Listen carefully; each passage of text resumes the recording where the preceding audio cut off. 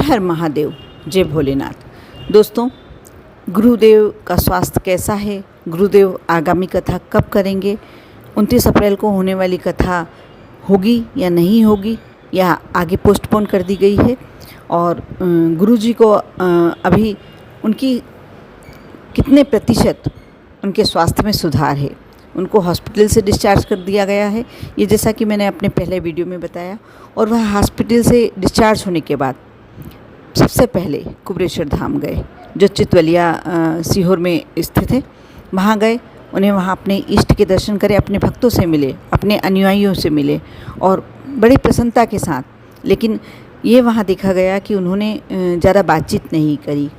जब लोगों को सिर्फ हाथ द्वारा और आँखों द्वारा ही अपने जो भी विचार हैं वह प्रस्तुत किए, उन्होंने बातचीत बिल्कुल नहीं करी।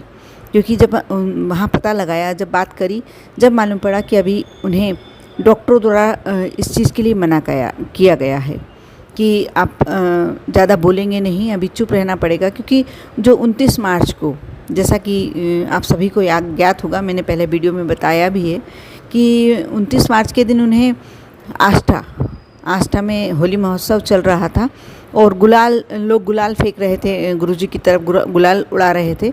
और गुरुजी भी गाड़ी में अपनी पूरी बहुत ज़्यादा मात्रा में गुलाल की व्यवस्था थी, बहुत खुश सभी लोग गुलाल खेल रहे थे गुरुदेव के साथ अपने। और इतने में किसी ने गुलाल के साथ साथ नारियल उनकी ओर उछाला, वह नारियल उनके मस्तक पर लगा। और जो बाहर की ओर सूजन आती है, बाहर की ओर गुमड़ा आता है, वह बाहर की ओर ना आकर, गुरुजी ने ही स्वयं बताया कि जो बाहर की तरफ गुमड़ा बनता है, वह बाहर की ओर ना बनकर अंदर स्वेलिंग आ गई, अंदर सूजन आ गई। तो डॉक्टरों ने जब उन्हें चक्कर आने लगे, वहाँ उन्हें इंदौर ले जाया गया और हॉस्पिटल में जब डॉक्टरों ने उनका चेकअप किया तो अंदर सूजन के कारण उन्हें हॉस्पिटल में एडमिट कर लिया गया। वह डिस्चार्ज तो हो चुके हैं, लेकिन अभी उन्हें ज़्यादा बोलने की मनाही ही है, इसलिए वह कथा तो नहीं कर पाएंगे अभी फ़िलहाल में।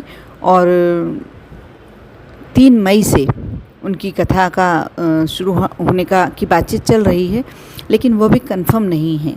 क्योंकि उस समय भी उनसे डॉक्टरों से सलाह लेकर ही फिर से कथा शुरू की जाएगी, इसलिए वह प्रयास चल रहा है कि 3 मई से नई कथा फिर से शुरू होगी। और जैसा भी होगा मैं अपने आगे वीडियो में बताऊंगी। मेरे खुद स्वयं रिश्तेदार सीहोर जाके पता लगा कर आए हैं कि गुरुदेव के जो साथी हैं, उनसे पता लगाया कि गुरुदेव के स्वास्थ्य में तो सुधार है, लेकिन उन्हें डॉक्टरों ने बिल्कुल बोलने का मना करके रखा है, वो ब्रेन पर जोर देने का। 3 घंटे तक लगातार व्यासपीठ पर बैठकर बोलना उनके लिए अभी संभव नहीं है, इसलिए आपको कथा के लिए तो इंतज़ार करना होगा। यदि भगवान का उनके ऊपर हाथ है और हमारे ऊपर भगवान की दया है, तो हमें अवश्य 3 मई से नई कथा सुनने को मिलेगी। आप लोग उनके लिए बिल्कुल भगवान के सामने दुआ कीजिएगा, विनती कीजिएगा कि जल्दी से जल्दी हमारे गुरुदेव पूरी तरीके से पूर्ण रूप से स्वस्थ हो जाएं। कथा चाहे और 4 दिन बाद सुनने को मिले, लेकिन उनके स्वास्थ्य में जल्दी सुधार हो। 70% तो हो चुका है और हम 100% उनके स्वास्थ्य में सुधार चाहते हैं, ऐसे विनती कीजिए। साथ में कमेंट्स में अवश्य श्री शिवाय नमस्तुभ्यम लिखना ना भूलें, क्योंकि जब हम हजारों के रूप में या श्री शिवाय नमस्तुभ्यम का जाप कमेंट्स में करेंगे तो ज़रूर भगवान शिव अपनी कृपा हमारे गुरुदेव पे बनाएंगे और गुरुदेव जल्दी स्वस्थ होकर हमारे बीच आएंगे।